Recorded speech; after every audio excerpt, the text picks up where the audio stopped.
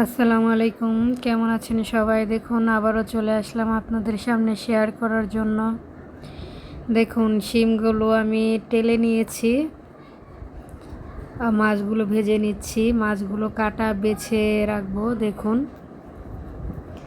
এখন আমি বেটে ফেলবো, শিম, কাঁচামরিচ, ধনিয়া পাতা একসাথে বেটে ফেলবো। দেখুন শিমের ভর্তা তো অনেকই খেয়েছি, আজকে আবার মাছও সাথে দিলাম, দেখা যাক কেমন হয়। আপনাদের যদি ভালো লাগে অবশ্যই এভাবে শিম আর মাছ দিয়ে চেষ্টা করবেন বা ভর্তা বানানোর জন্য, ভালো লাগবে। দেখুন আমি পেঁয়াজগুলো দিয়ে দিলাম।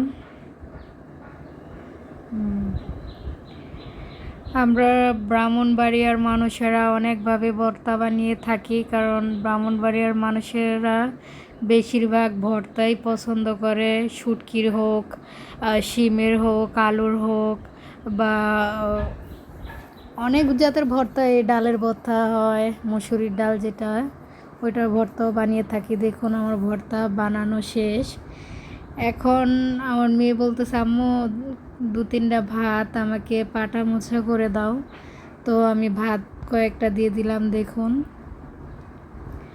কত সুন্দর, সত্যি অনেক ভালো লাগবে। দেখুন আমি মাছ